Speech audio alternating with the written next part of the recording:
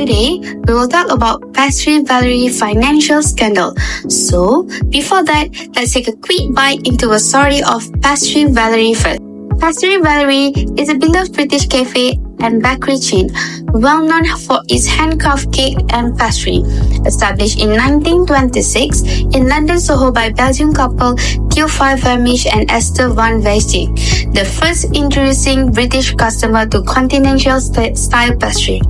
Esther, honored as Madame Valerie by their customer, ran the front of house while Theo worked his magic in the kitchen, baking delicious pastry, and just like that, PATESSERIE Valerie was born.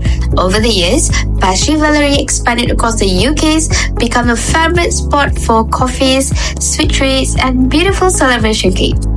Okay, enough of that. Let's dive into what's really happening in PATESSERIE Valerie financial scandal. The story began in October 2018. PATESSERIE Holding announced its board had uncovered and notified potential fraudulent accounting irregularities. Turns out there was a massive £94 million black hole in the account. This was a serious accounting irregularity that had been cooking in the book more than years, which including inflating their cash balance, hiding overdraft, and making up fake invoices in order to make a PATESSERIE Valerie appear to be profitable. Christopher Marsh, the chief financial officer of the company, became a key suspect. He was arrested shortly and later released. The UK Serious Fraud Office launched a full investigation into the case, and the trial is currently pending with the proceedings scheduled to begin in March 2026. As a result, in January 2019, PATESSERIE Valerie collapsed into administration, leading to closure of 70 stores and the loss of 900 jobs. Administration discovered a massive £93 million shortfall in the company accounts. This includes overstated cash position of approximately £30 million and undisclosed overdraft of nearly £10 million. Let's take a closer look at the key people involved in this scandal. At the center, as I mentioned, Christopher Marsh, the Chief Financial Officer of PATESSERIE Holding, the parent company of the PATESSERIE Valerie. He oversaw the company finance and quickly became the main suspect once the fraud was uncovered. Alongside with him was his wife, Louise Marsh, an accountant. Two others that also involved Pritesh Mistry, the former financial controller, and Nilesh Kumar, a financial consultant.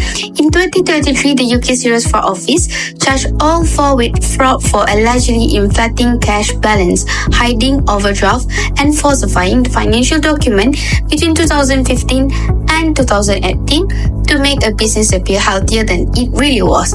All four were arrested but later released on bail. Their trial is scheduled to begin in March 2026. As far for what happened to the money, there is no clear evidence it was spent for personal luxury.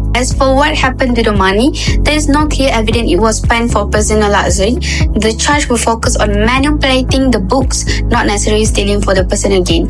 So while no one has been jailed yet, this case is far from over and the legal process is still unfolding. The collapse of PATESSERIE Valerie in 2019 had far-reaching consequences for various parties: employees, investors, creditors and suppliers, customers, and also auditors.